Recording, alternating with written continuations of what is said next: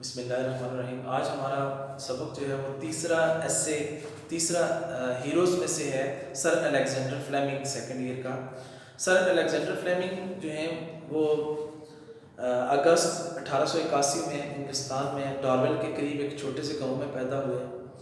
7 سال کے تھے کہ ان کے والد کی ڈیتھ ہو گئی، پھر ان کے بھائیوں نے ان کی پرورش کی۔ اپنی ابتدائی تعلیم انہوں نے اپنے ڈارول کے ولیج اسکول سے ہی حاصل کی، پھر اس کے بعد وہ کلمارنیک اکیڈمی میں چلے گئے، پھر اس کے بعد انہوں نے پولی ٹیکنیک انسٹیٹیوٹ کو جوائن کیا، پھر درمیان میں تھوڑا گیپ آیا ایجوکیشن کا۔ 2 سال کے بعد انہوں نے پھر اس دوران میں شپنگ فرم میں ایز اے کلرک بھی کام کیا۔ پھر انہیں جب اپنے والد کی وراثت میں سے چھوڑے ہوئے پیسے ملے تو اس سے انہوں نے سینٹ میری ہاسپٹل جو ہے وہاں پہ اپنے ایجوکیشن کو مزید آگے کنٹینیو کیا۔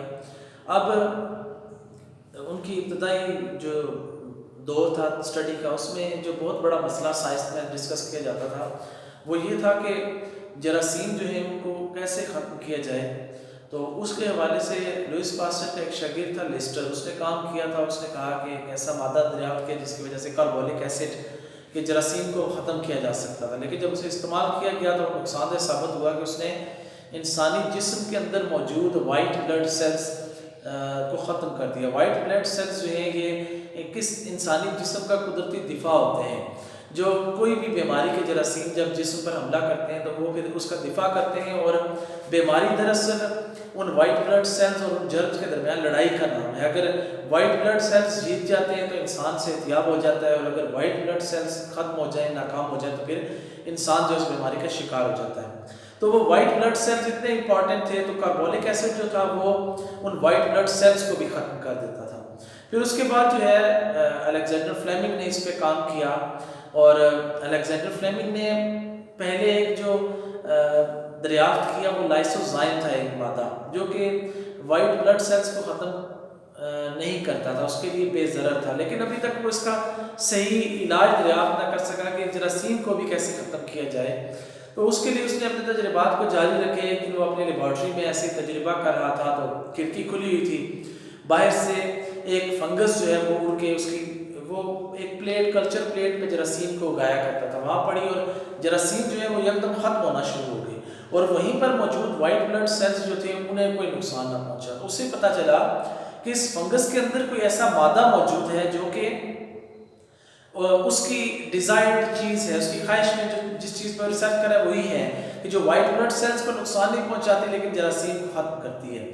تو اس نے پھر دریافت کیا، اور پھر اس نے اس مادے کو پینسلین کا نام دیا، اور بعد میں پینسلین کا جو اصل استعمال ہے وہ اس صورت میں ہو سکتا تھا کہ اس کو گاڑھا کیا جائے۔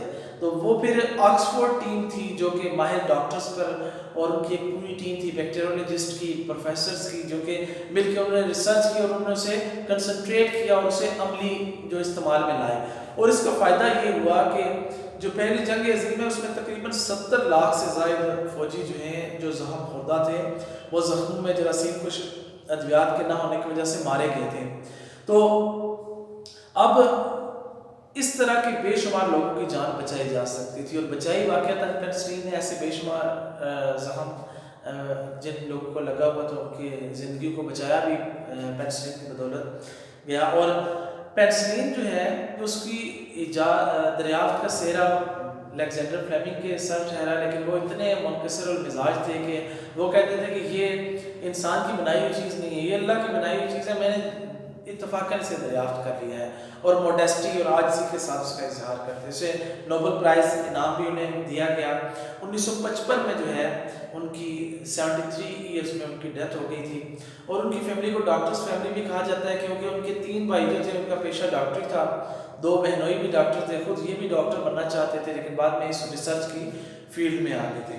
تو اب ہم اس کے کوسچنز پہ تھوڑا ڈسکشن کریں گے۔ سوال نمبر 1 اس کا جو سر الیگزینڈر فلیمنگ کا ہے وہ یہ ہے کہ اینٹی سیپٹکس کیا ہوتے ہیں، اور ان جراثیم کش ادویات کیا ہیں، اور جراثیم کش طریقہ کار کیا ہے۔ تو جراثیم کش ادویات جو ہیں وہ ایسے مادے ہوتے ہیں جو کہ جراثیم کو مارنے کے لیے استعمال ہوتے ہیں، اور جراثیم کش طریقہ کار کیا ہے کہ وہ طریقہ جس کے ذریعے ان جرمز کو مارا جاتا ہے اس کو جو ہے وہ اینٹی سیپٹک میتھڈ کہا جاتا ہے۔ تو اینٹی سیپٹکس کیا ہیں؟ وہ سبسٹینسز ہیں، مادے ہیں جو کہ کل دا جرم، جراثیم کو مارتے ہیں، اور دا وے جس طریقے سے انہیں یوز کیا جاتا ہے اٹ از کالڈ اینٹیسیپٹک میتھڈ.